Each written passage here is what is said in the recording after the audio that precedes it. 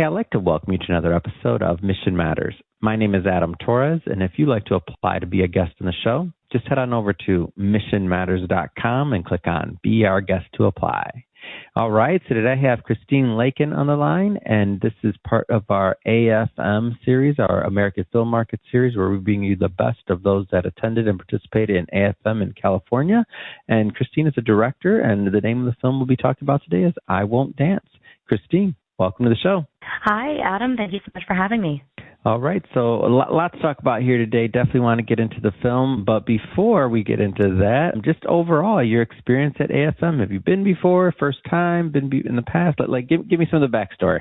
I had never been to AFM before, and given that it was back here in Los Angeles, it made it a little easier, as that's where I'm based. But It was a great experience, and it's such a bustling event, and people everywhere, films everywhere, people talking. I mean, it felt really alive and really creative and really buzzing this year, which was really nice to see and hear. I know there's a lot going on in Hollywood, but to me, it kind of felt like we were back, at least for that moment in time. There was a bunch of people there, and what I think is funny or interesting to me is that, like, everybody's mixed together. So you got the salespeople, you got the buyers, you got the creatives, you got the talent. Like, everybody's like hodgepodge. Yes. Like, did you get that impression? Oh, completely. Yeah, completely. And that's what's kind of fun about it. You know, people from all different sides of the industry who were all there for slightly different purposes. Yeah. But that was really kind of cool to see. Yeah, I agree with that. And for those that went last year in Vegas, they're like, and I know this is your first year with some of the others that went, they're like, oh, you know what, it's good to have it back in LA. Like, I'm feeling it. So I was too. It was good. Yeah. Let's get into this film. So I Won't Dance. How do you want to tee this one up? Like, where did this film journey begin? Well, I Won't Dance is a YA sports rom-com. This is a film that takes place in the world of competitive ballroom dancing. And our tagline for this film is, the blue-collar belle of the ball must partner with her nemesis, the bad boy of the ballroom, for a shot at the title National Teen Dance Champion, and not killing each other would be a win. So we're looking at it is a really sweet, really fun romantic comedy with these two young, hot dancers. And it's very much in that vein of, if you remember the movie The Cutting Edge, two people from different sides of the tracks who have to come together to win this thing. And there's definitely a love-hate relationship that moves along. And I think that kind of love story is also something that's really fun to watch develop throughout the film. How did you get involved with the project originally? Like, how'd that happen? Well, Alex Engelson, our producer, she and her team behind this film, Allison Johnson is the writer, they had been developing the script for a while, and they were looking for a director. So they actually approached me, and after I read it, it's just so in my wheelhouse. I've directed a lot of musical television, and I've directed a lot of theater, and it just really spoke to me. I was a competitive dancer as a young person, and before I became an actor, and not in ballroom, but it took you back, huh? A little bit. It definitely did. I mean, I understand the world and understand how much dance really is a sport. People will roll their eyes at that statement, but I have to say, if you've ever watched Dancing with the Stars or known anyone that's gone on that show, it is a very physically taxing sport, and it is very precise, and it takes a lot of time and dedication. And just knowing that and coming from that background, this immediately spoke to me. And then there was the whole other side of just, I guess, the relationship between these two young people. You know, I grew up doing television that really spoke to a lot of families and young people. So I feel like that's always sort of been in my wheelhouse.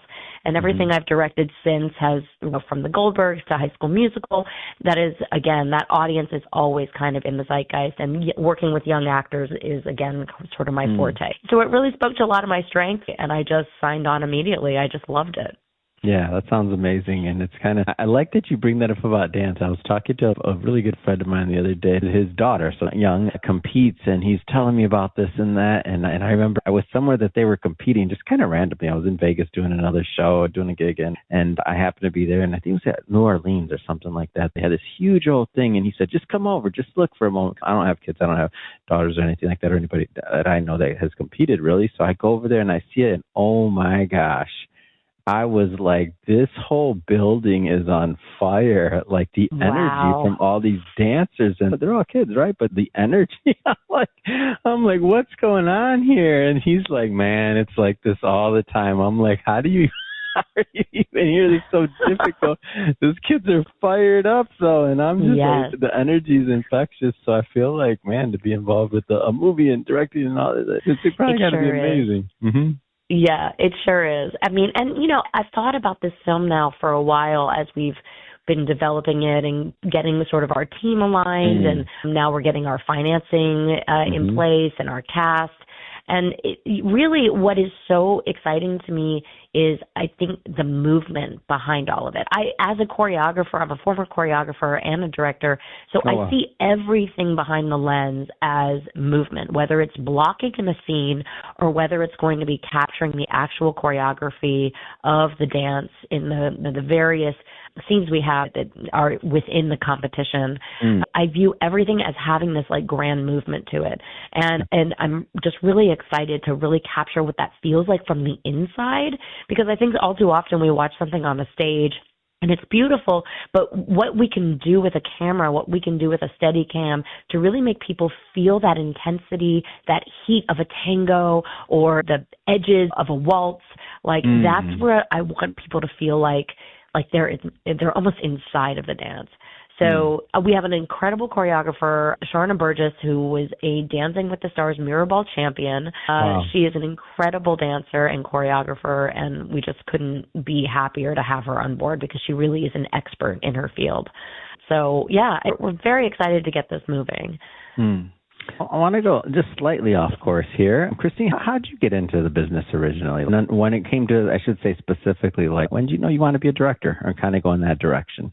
Well, I'm a former child actor. I like to say recovering actor. I started when I was 8 years old in commercials and theater. I was on a series from 1991 to 98 called Step by Step. It was in the TGIF universe in the 90s. And I continued acting for probably another 10 years after that. Did lots of films, lots of episodes of television, lots of pilots, lots of theater. And it was really during that time that I sort of went back to my dance roots as a kid and started choreographing here in Los Angeles. I was doing lots of stuff with my theater company, and then I started to get hired to do things within film and television. And it was kind of at the confluence of me starting to move away from acting, going more behind the scenes. I was choreographing, I was producing a show, I was writing and pitching. I knew that I wanted to create and I wanted to generate content. Yeah. And it was really kind of in that time while I was choreographing that I was watching lots of directors, sitting with directors, collaborating with DPs, that I just realized I felt like I knew exactly what that job was. I had been around it my entire life.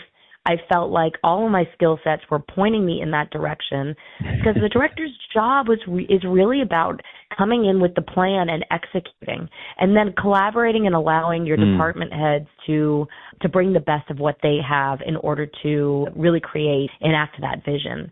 So when I finally kind of had that aha moment on set one day, I then thought, okay, I think that's the thing I've been looking for my whole life. But how do I do it now, right?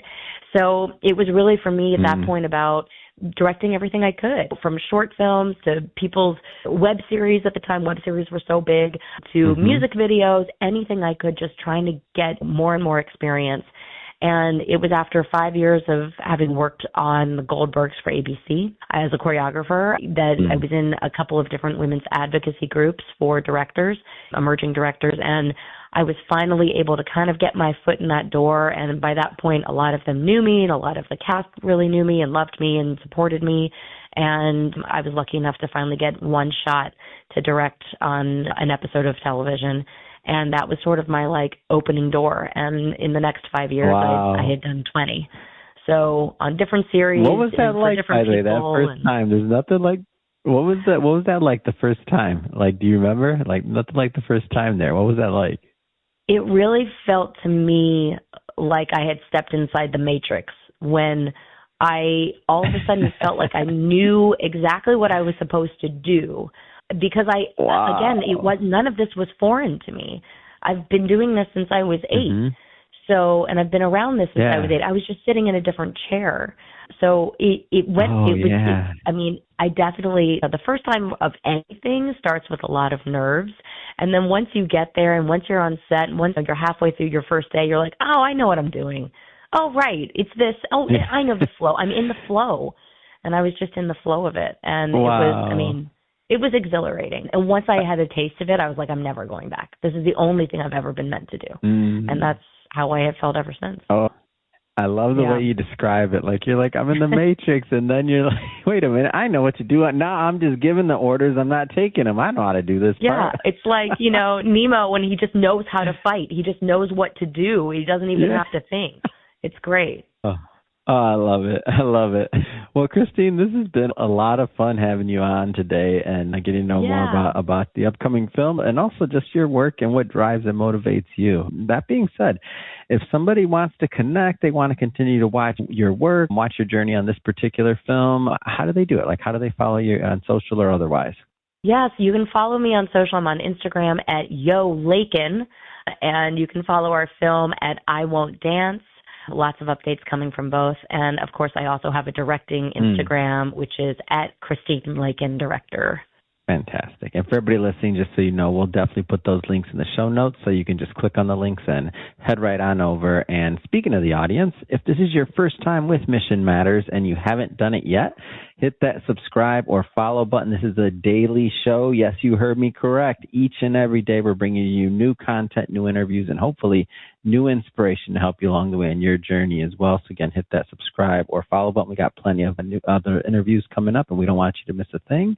And Christina, I look forward to following your work and your journey on this film. So again, thank you so much for making some time for us.